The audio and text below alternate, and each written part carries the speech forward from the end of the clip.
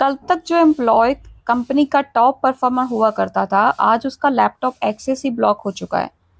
कल तक जिस बंदे के नाम के आगे सीनियर कंसल्टेंट लिखा होता था, आज वो लिंक्डइन पे ओपन टू वर्क लगा रहा है।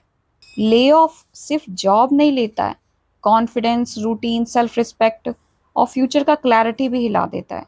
अगर आप भी कभी ले ऑफ फेस कर चुके हो या फ्यूचर का डर है, तो ये वीडियो आपके लिए ही है, क्योंकि आज हम बात करेंगे how to tackle lay off from any private company with real life examples, practical steps और मेंटल रिकवरी स्ट्रेटेजी। देखो, सबसे पहले एक सच एक्सेप्ट करना पड़ेगा। प्राइवेट कंपनीज इमोशंस पे नहीं, नंबर्स पे चलती हैं।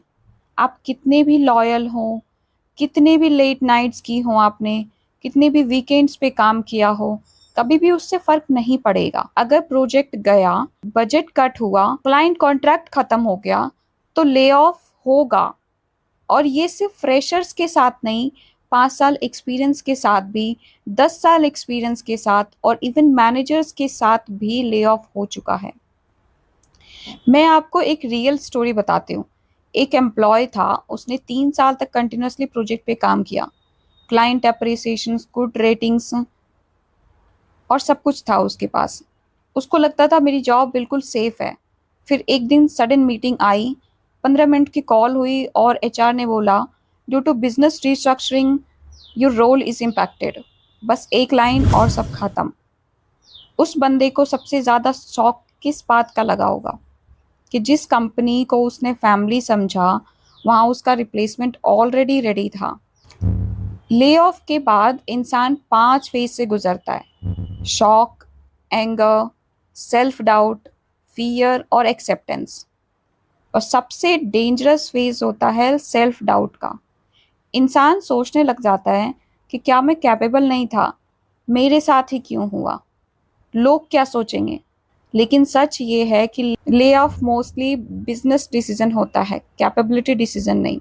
बहुत लोग ले ऑफ के बाद पैनिक करने लग जाते हैं, रैंडम जॉब्स पे अप्लाई करने लग जाते हैं, लो सैलरी एक्सेप्ट करने लग जाते हैं, कॉन्फिडेंस लूज कर देते हैं, अपने घर वालों और दोस्तों से तक बात करने बंद कर देते हैं, खुद को आइसोलेट कर देते हैं, अपनी गलती समझने लग जाते हैं और खुद को ब्लेम करने लग जाते हैं।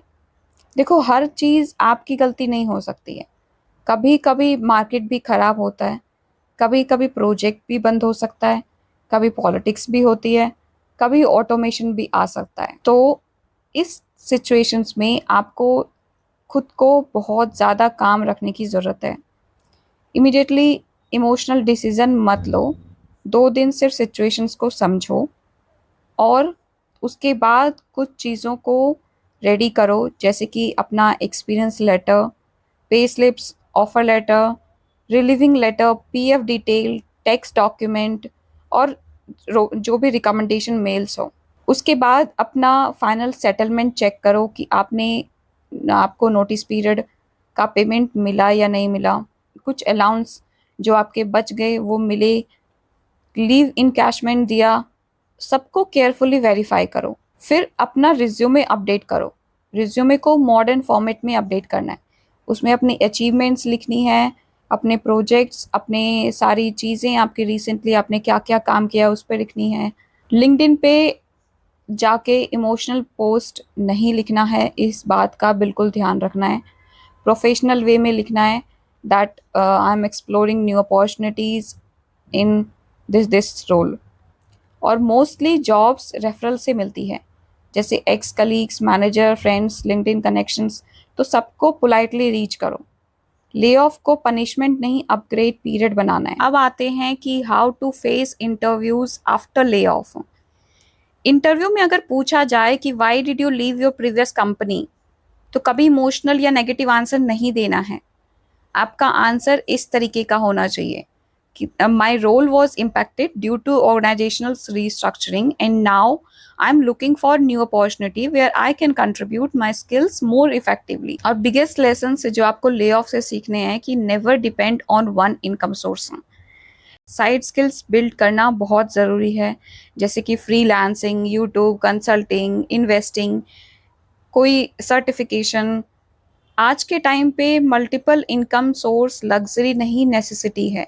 अब लास्ट में मैं यही कहना चाहूँगी कि अगर आप अभी ले ऑफ फेज से गुजर रहे हो, तो एक बात याद रखना, आपकी जॉब गई है, आपकी कैपेबिलिटी नहीं, कंपनी ने रोल रिमूव किया है, आपकी वैल्यू नहीं। लाइफ का एक चैप्टर डिफिकल्ट हो सकता है, लेकिन पूरी स्टोरी खराब नहीं होती। और हो सकता है आज जो सेटबैक लग रहा है, कल वही बिगेस्ट कमबैक स्टोरी बन जाए। तो अगर आपने कभी ले ऑफ फेस किया है तो कमेंट पे ज़रूर अपनी स्टोरी शेयर करें। और अगर आपको ये वीडियो हेल्पफुल लगी हो तो लाइक शेयर सब्सक्राइब करना मत भूलना। मिलते हैं नेक्स्ट वीडियो में। धन्यवाद।